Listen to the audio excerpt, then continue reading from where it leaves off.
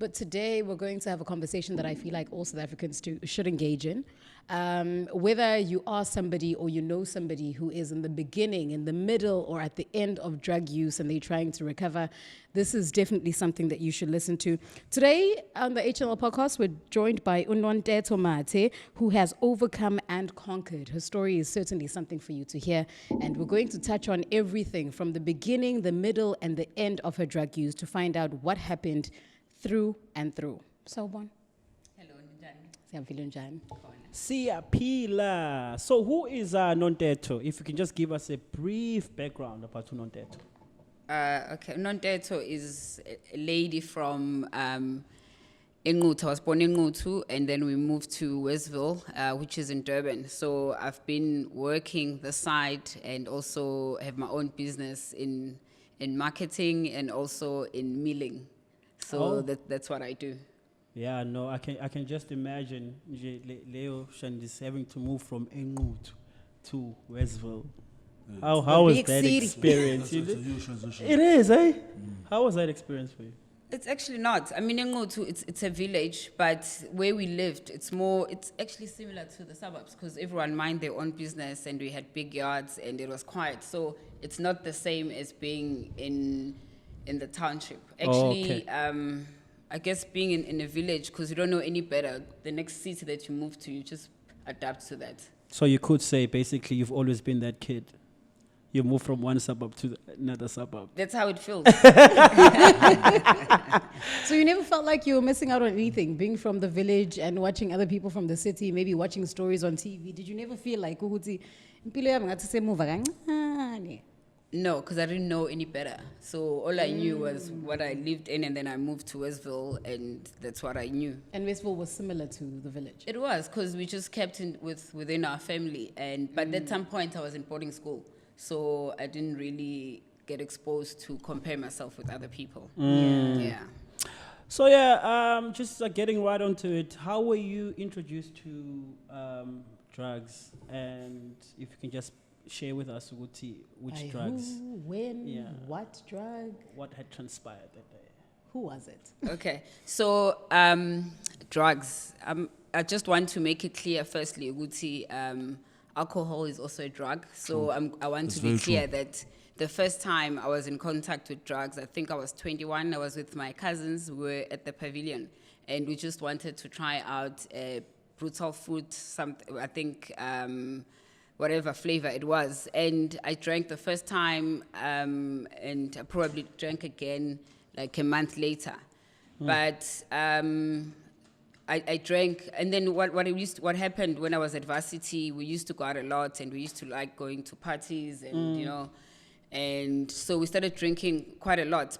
And then my friends were using drugs, and it wasn't really a kept secret, or it wasn't something seen as into a wrong, So, but I always swear that I won't do that. I'll just drink, but I won't, even in the drinking, I won't drink as much as they drink, the ones that I thought were irresponsible. But I think because I was in those circles for too long, and I really liked going out. So this other time, I think it was a Wednesday, I was out somewhere in Florida, and I was passing out on a couch because I was tired. So this friend of mine who I really trusted, who's, as beautiful as me, and who was someone decent, just suggested that, don't you want to try this? Because now you keep passing out, let's just try this. And I didn't really think about it. We just went to the bathroom, and she showed me this powder, and I was like, oh, how do you take it? And I took it. So it was cocaine at that point in time? Yeah, it was cocaine. And then wapapama, and you went back to the party, and you were just like, okay, this is nice. Yeah, but it wasn't as great as it became the more I used it. So the more you used it, the better it became? Well, yes, in the beginning, but the more I used it, yeah. Can I just ask, so when you saw your friends or using substances, usually I feel like with abanye abantu, it's like, okay, these people are using things that I'm not familiar with, and I don't want to. Didn't occur to you, it's okay, like, I should take a step back? Or was the fact, it's okay, like, you really loved your friends and you enjoyed being around them? Like, what is the situation? or you couldn't stand maybe like being alone, or you couldn't find other friends besides them? No, I think I just believe that I can always be in control of what I do. I can be with them, but I'll still choose what I want to do, even if I'm with them. Okay, makes sense. And I never looked at it as a problem or as a major issue that I'm with people that are using drugs. I think also with Nontetho, what she said is that there's this friend of mine who came up to me. She was as beautiful as me. She seemed like she had her things in order. And she was like, well, since you're passing out, how about you use this? You know, so they make it seem like it's not a big thing. You know, and have a great evening further. And she's looking at this person on this is a person that's clean, that studies, that umuntu right njengami. So I don't think unlike if a complete stranger or you know, who is wearing torn clothes, who's dirty, he hasn't bathed in 5 days, maybe it would have been easier for her to say no. But because it's a friend that she trusted, and I know a lot of people go through or rather try drugs because it's through a trusted person. Yeah, you know, you'd actually find that with most people who have went through similarities as Nontetho, with how they were introduced was through someone that they trusted. Yeah, true. And in most cases, we associate substances with people that if I can just put it bluntly, you know, you never think it could be someone that you trust and someone that you look at and say, this is a decent person, I can trust this person. And possibly even look up to. Yeah. At what stage did you realize, Uguti, actually, I think I don't have control over this thing, I may be an addict? That took a really long time. So there's, when you're taking drugs, you actually, well, I enjoyed them. So it was more like, this is something that I need to be able to cope or to feel good. At some point, I couldn't really function without using drugs. But my mind still didn't really think that it's a problem. I just felt that it's something I need to live with, because it just took me to a place that I've never felt, or I just felt more content, and I almost had like a very personal relationship with drugs. So I needed them to do certain things, but in my mind it never registered that means there's a problem. Yeah. And how, So at first how are you you thought- feeding? How are you feeding the habit? Because you obviously need to buy them. Like how are you? And you were buying still them? a student, right, at that time? Okay, so I took drugs for like 15 years. So in the first maybe just 1 year, that's when I couldn't afford them. But at that time, they were given to me for free. And at that time, I wasn't really planning to use drugs. I didn't even have the dealer's number, you know. So it was just with the people that I'm with, the drugs are always available. But I never really needed them, that if maybe they're not there, I don't want to be there. And then by the time when I was working, they were just part of my life. So maybe you buy Easy a bag. access. You buy a bag for that period, and then with time, when actually I could afford them, then that's when I actually use them more. Sure.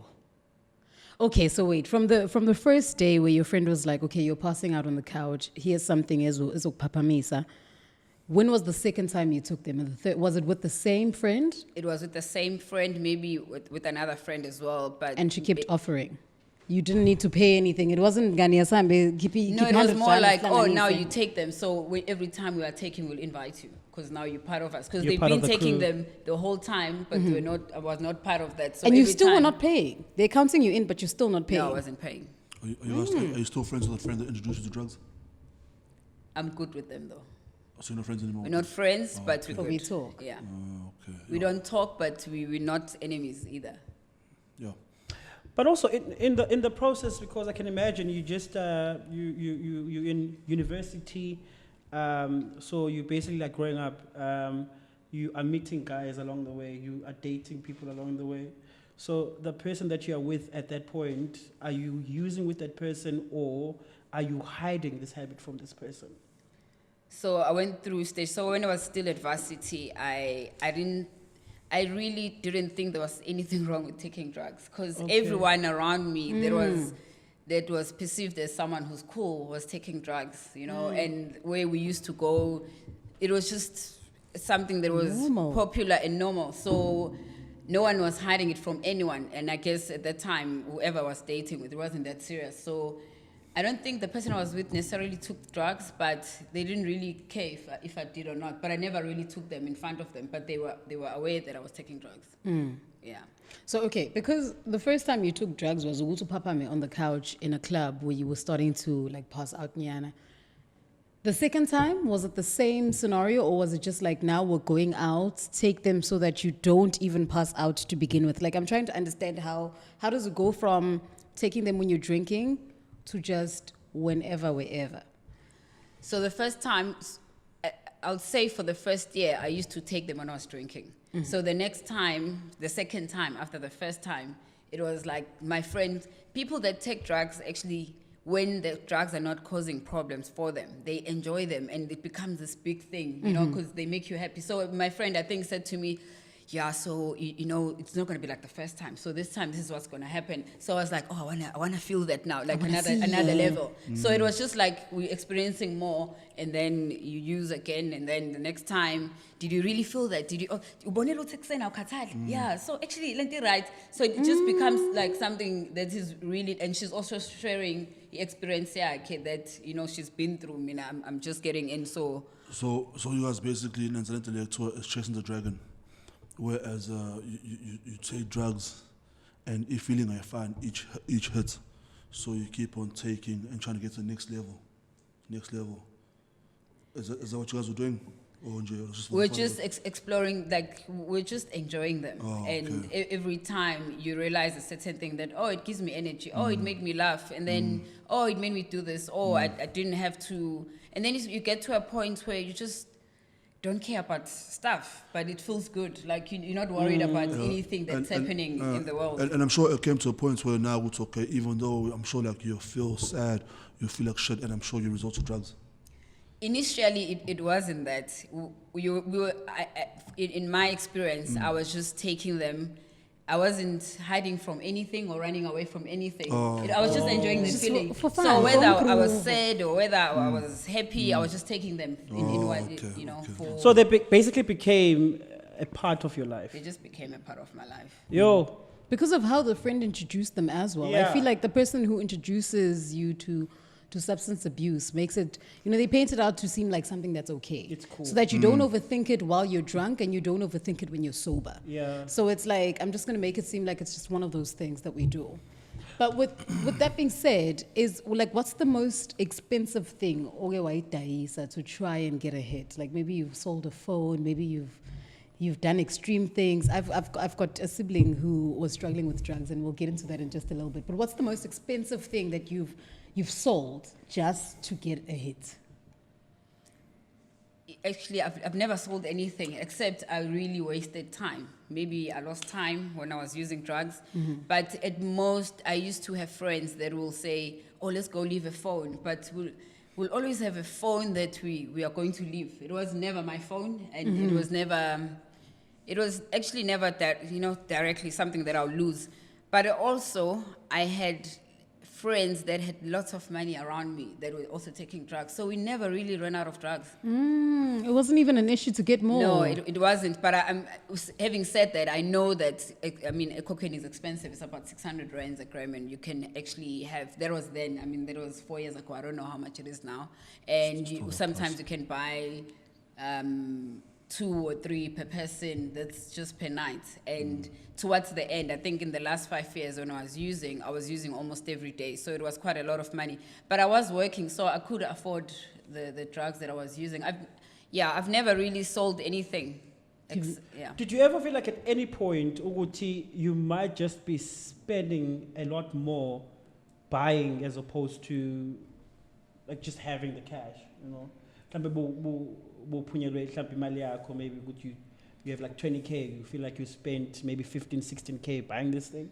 Yeah, so I'm at drugs, they're very progressive in terms of how they make a relationship with you. So your mindset changes, they become a priority, and everything else doesn't matter. So I didn't wish to change my car, I didn't wish to buy anything, whatever I had was enough. So you just lose the ambition of getting to the next level, and you do anything to just have enough of them, and then whatever else, petrol or whatever that you need to buy, you'll buy. But you really just don't wish or, you know, want to have anything besides wanting them because they feel like they make you feel like what I have is enough as long as I have them. Okay, now let's get to the more deeper part of this now. So since you're taking drugs almost every day now, how did that affect you physically in terms of your body and your appearance? Like, how did it affect you? So there were different stages. There was a time, because I went to rehab twice. So the first time I went, I'd lost so much weight, and at some point my hand didn't work, and I couldn't drive. But even then, I didn't believe it was drugs. I just thought maybe I didn't sleep enough, and that's the reason. And I mean, people's arms do not work. Or you slept on the know? wrong That's side for too long. Yeah, so it was about for 2 weeks, and I believed, I believed it wasn't drugs. It must have been something else, because I always wanted to make an excuse for drugs. Yeah. So how it affected me, I missed functions of my friends and important things and all those things, and I just became someone who's unreliable. And how were the comments from people when they'll tell you, yo, you look different, what's going on? Like, how did you handle that? Because I'm sure the people that know you, and I'm guessing they're calling a family, Bible talking, like, something's not right, What was your response? What was your response to that? Like, how did you handle that? So, the first time, I think I was around 23. So the first time when they saw the difference, and my boss then, I actually admitted that, okay, I'm taking drugs. The way it was so easy for me to admit, because I thought, if I admit, I'm actually going to try and explain to them that actually it's the best thing that ever happened to me. So you need to understand. And I saw their faces that, okay, then they suggested I go to rehab. So I went. But when I went to rehab, I wasn't ready to change at that time. And I believe I hadn't felt, enough pain to make me want to change. So what happened actually when I was there, I just learned how to take drugs and not look like you're taking drugs. Because I was listening to everything that they're like, if you take drugs, this is what's going to happen. So I was working. So when I came out, I was working so hard to not look like someone who's taking drugs. Yo, That's interesting. That time you're continuing with the habit behind closed doors. Yeah. I'm gonna have to say this, guys, because you mentioned something about Uguti you were using 4 or 5 years ago. Is that what you said, right? 5 years ago, you were still using. Yeah. 5 years ago. Yeah. So if I remember correctly, 5 years ago, we at some point we used to move together. Yeah. I had no idea. I honestly had no idea, because She was always I hyper. always felt like we're just getting drunk. Like at no point. But she wasn't getting drunk. Yeah, at no point I felt like she was using something. I'm just trying to echo the point that she mentioned now, Guti. When she went to rehab the first time, she learned how to take drugs and not seem like you're taking drugs. Can I just emphasize your point, Tizi? I went up with a friend of mine 3 weeks ago, right? And her and I moved to another restaurant. And so must figure at the restaurant, we park the car and she's looking through her bag. Hey, this person is looking through her bag. And she doesn't find what she's looking for. Eventually, I keep her asleep, some toilet paper, whatever she can find in her bag, trying to find whatever it is that she's looking for. And needless to say, 3 weeks later, do I not find a bag under my car seat? Your car seat. My car seat. So she looked for it that night 3 weeks ago and couldn't find it. And she had convinced me, she's over this. There was a friend of hers who wanted to give her a free bag and gave her a bag. She's like, because even when we walked out of the car, because initially, what are you looking for so much? She's like, no, man, this thing, I put it here in my bag. But she's not saying what she's looking for. And then eventually, after she's thrown out all the toilet papers and the receipts, she's like, you know what, maybe it's a sign because I've been off this thing for so long, so it's fine. I don't even, 3 weeks later, I'm looking for my phone under the passenger car seat. Because I know my phone fell somewhere in the car. Yeah. So I'm looking for it there, and I find a bag, and I'm like, Kelly, she's Why is it a thing, Nontetho Uguti, when you are using, you guys, people that are using always make sure that as people that don't, we never find out. Why is there a need for people to hide that they're using from people that are not using? Because Okay, I guess with time, people that are not using, either they are boring or maybe someone has complained, so you don't want them to know because they're going to judge you because they don't understand. Or it just, you think a certain way when you are using. That's why we can even spot each other without knowing each other.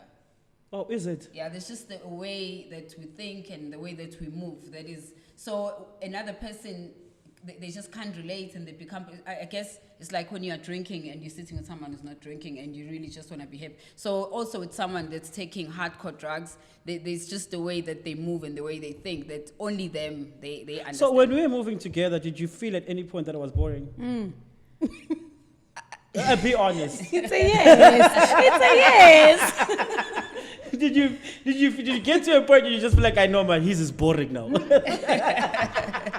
I guess so, but I mean, it was, but you guys were cool, so we were good. Yeah. Have you ever influenced someone to take drugs? I've tried.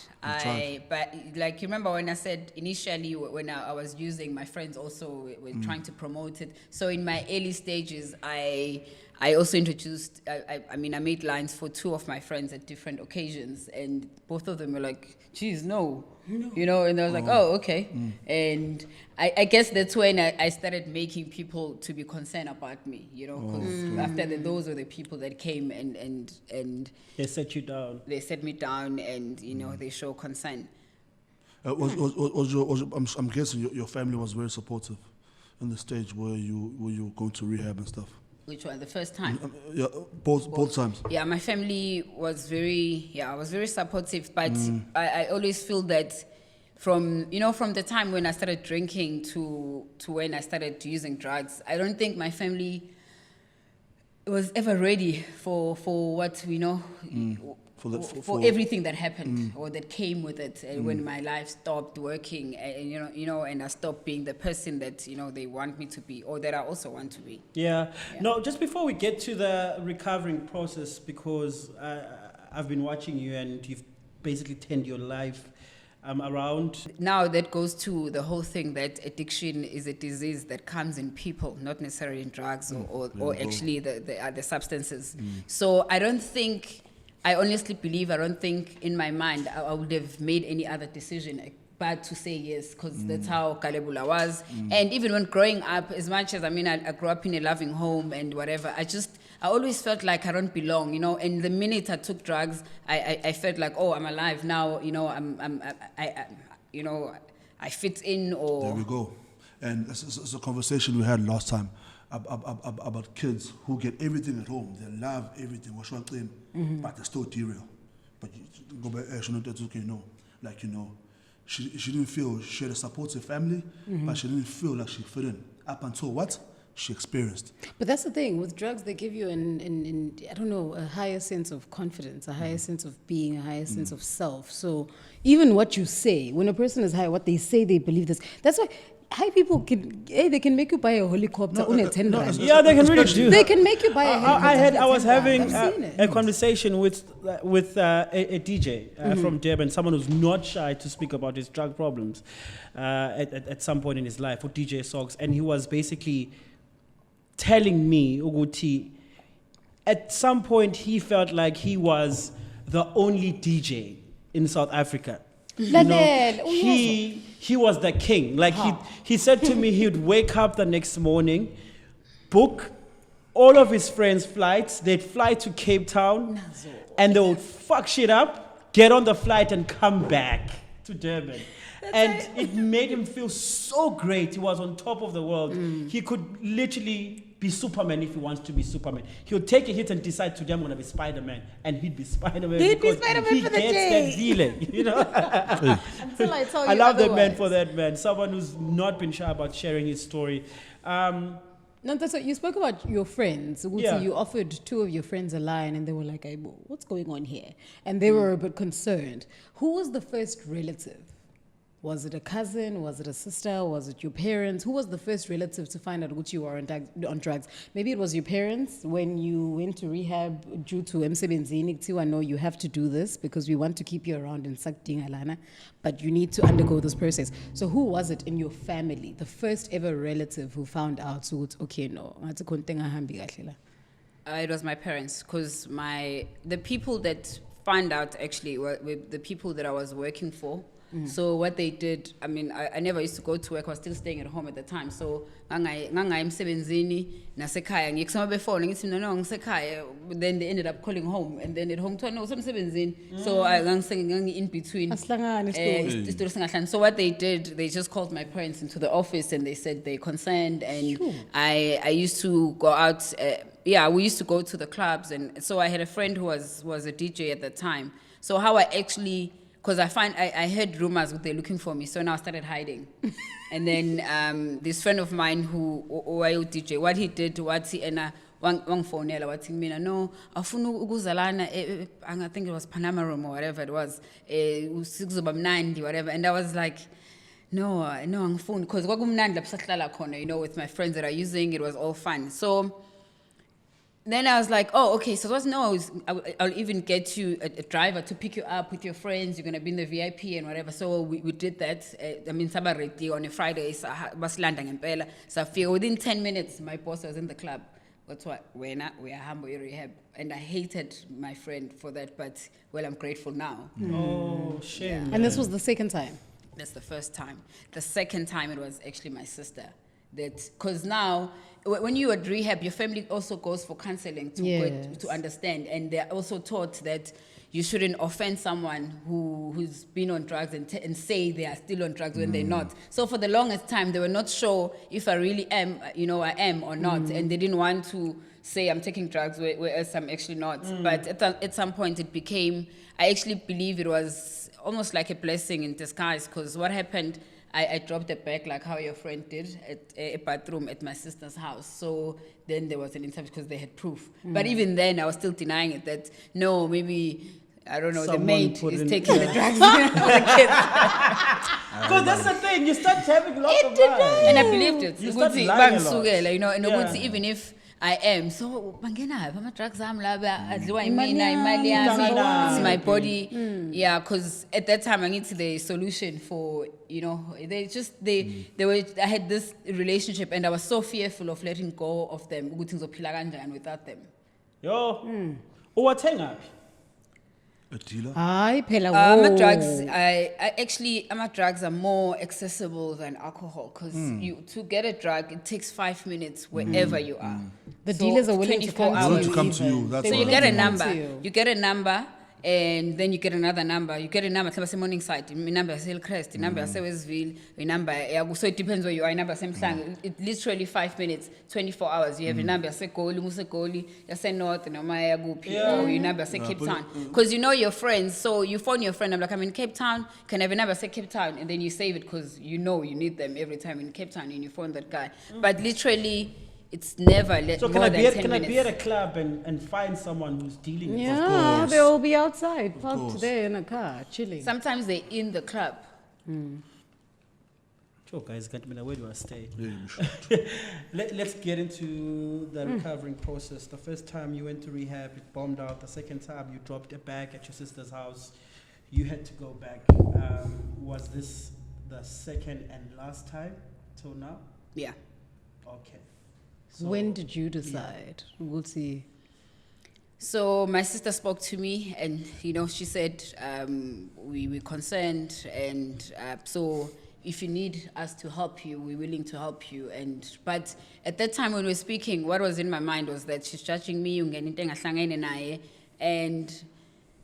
it hadn't, kwangakafiki kumina ukuthi ngempela ngisafuna ukwathatha, kodwa ngangasawa enjoy because I couldn't shower without using. I couldn't.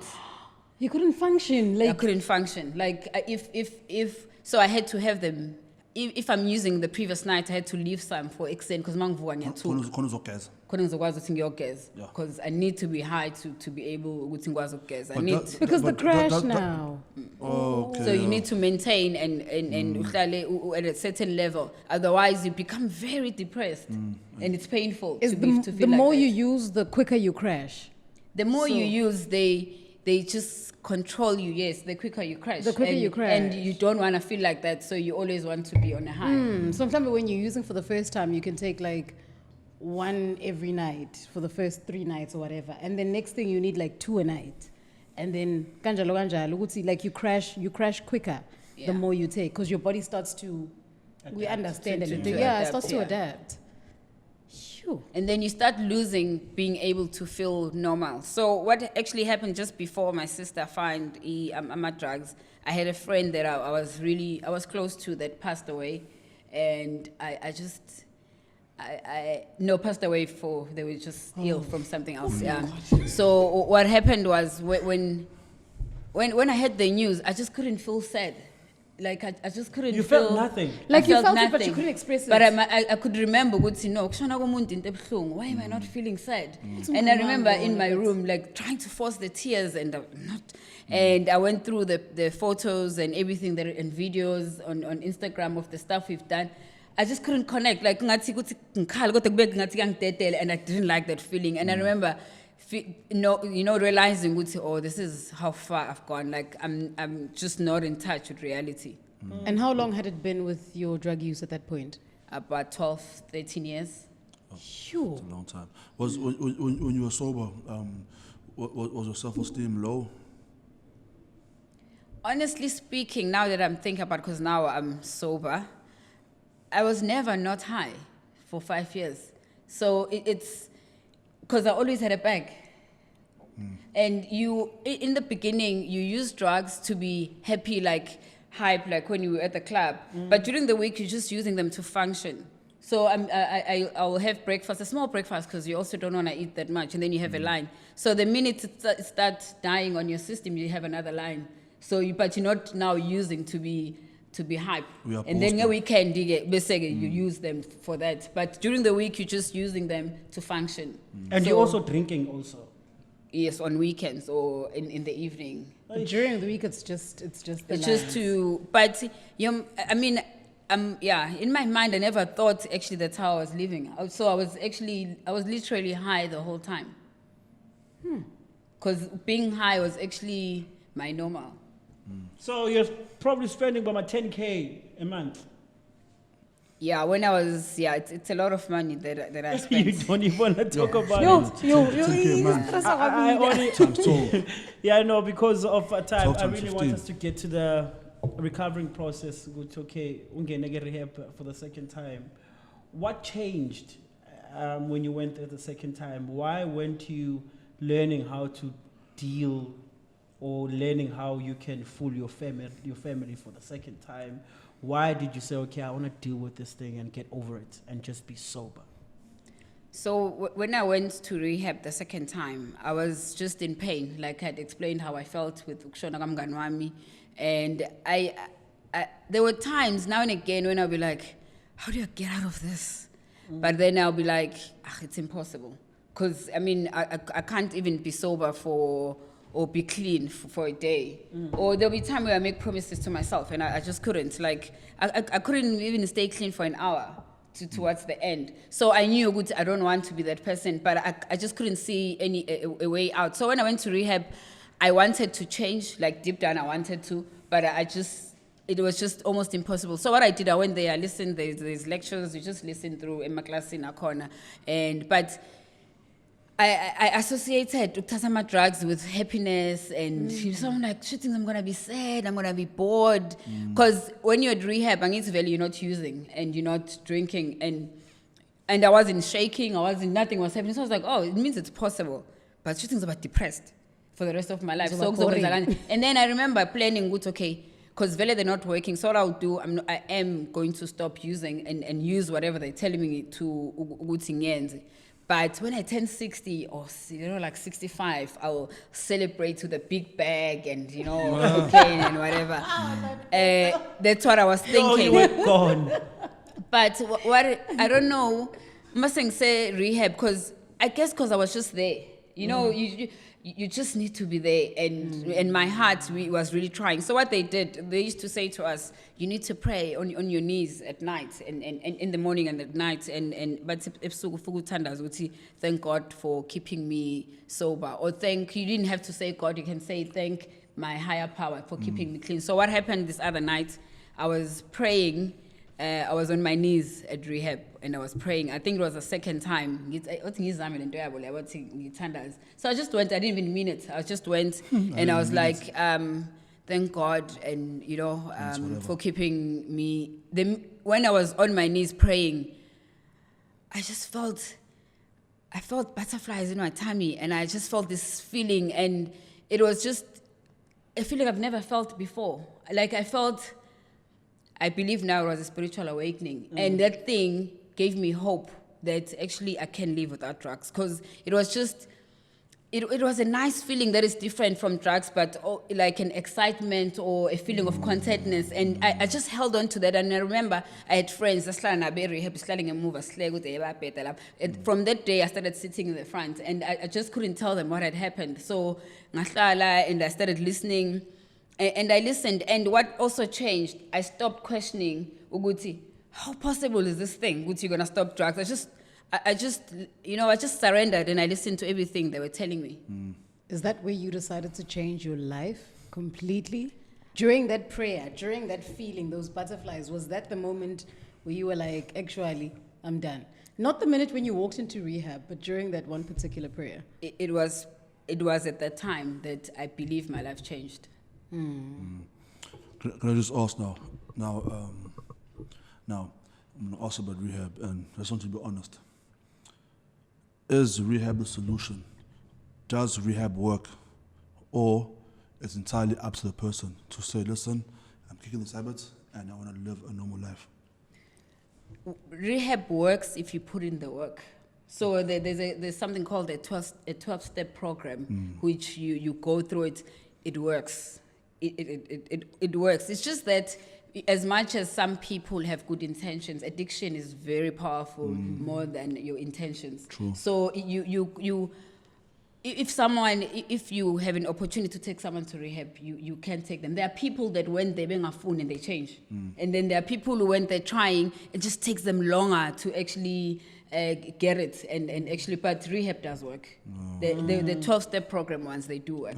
With just to follow up on Ndu's question, if for instance Umuntu has a cousin or a brother or a best friend from high school who's now into drugs, is there, personally for you, Nontetho, is there something that you can say to somebody who wants to overcome drug use, or there's nothing you can say, it's completely up to them?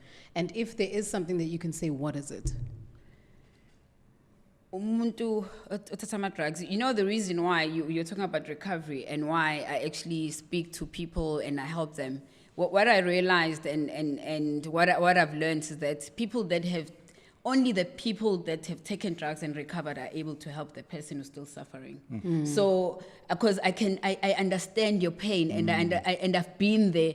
I don't know, the minute I speak to someone, they feel hope and they wake up, because whatever they say, I can relate to what they're going through, and I'm with them. I don't know, to some extent, like we connect. So when you speak to them, it depends what the person has said. It's like there is hope. You don't need to live like this. So you can say something like that to them. But the issue is that do they believe you or they trust what you are saying? Yeah.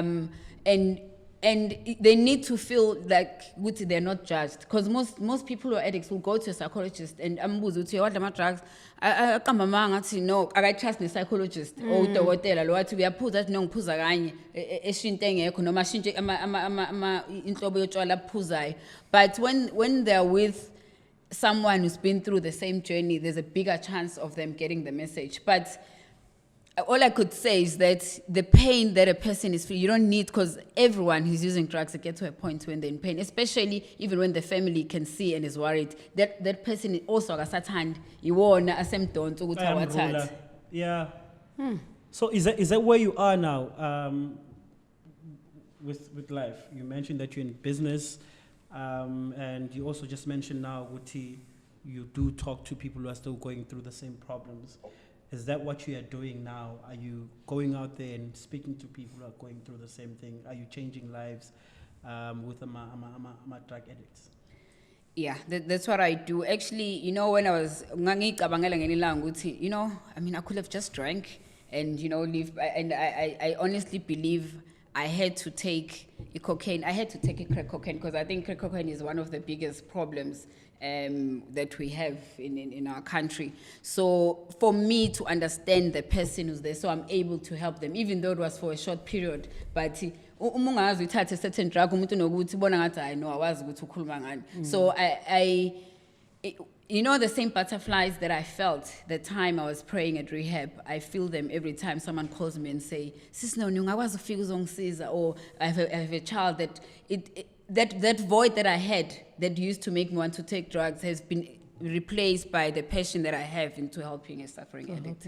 Do you maybe have like social media where people can, because I can be social right now, that there are a lot of people watching this podcast and they actually want to get a hold of you because they probably want your help.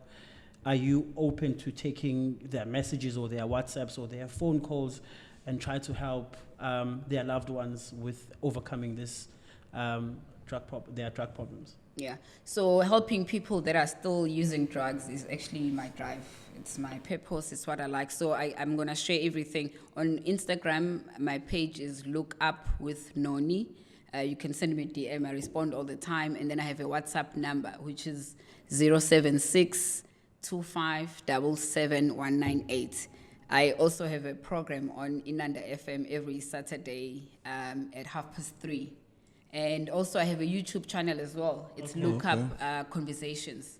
So I talk with people that are like me, but I interview them. They talk about their addiction, their journeys, because sometimes someone wants to talk to hear someone they can really relate to, someone who's been on the streets maybe, or someone who was high up in their career, or it helps when someone can relate to. So there's a lot of people that have recovered from addiction, but it's a lot of work, because even when you've stopped taking drugs, you still need to do the 12-step program, which I still do even now. I still go to Alcoholics Anonymous, I go to Narcotics Anonymous every day. I'm here because I didn't go to a meeting, but tomorrow I'm going.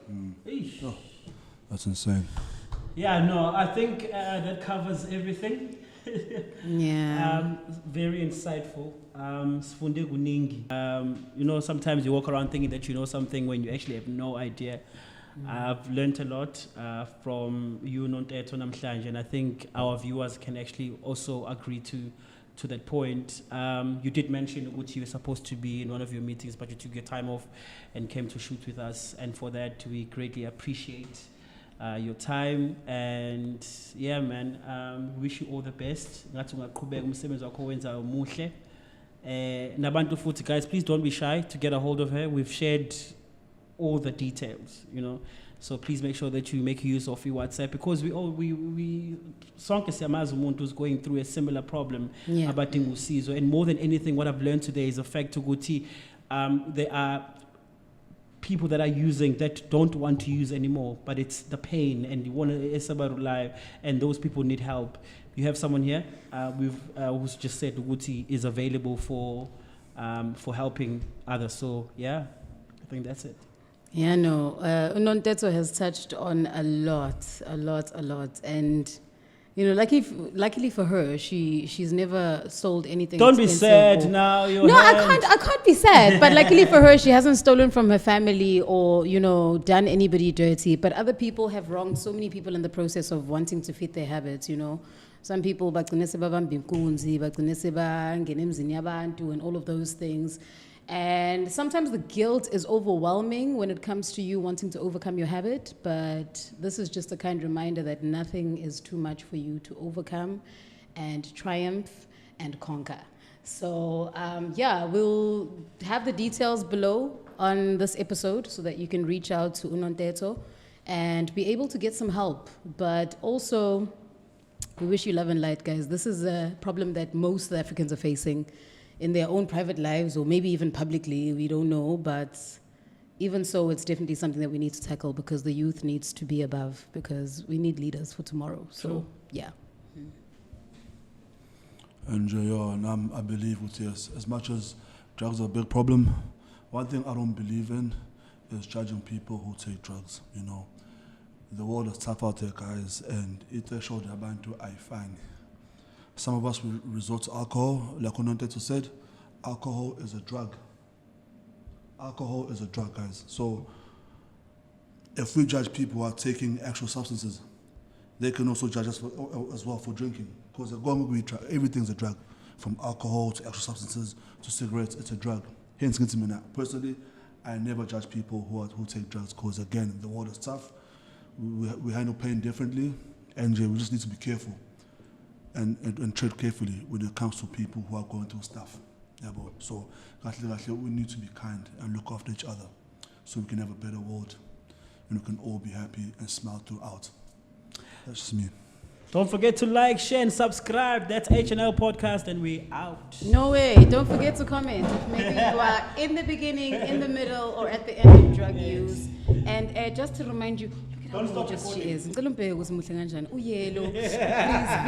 You know, even you can get your life back. You know, look at her. She's gorgeous. She's gorgeous, guys. Reach out to her, and you can also look. Ima, don't stop. No, there's the movie. The first night at rehab. Does it really happen?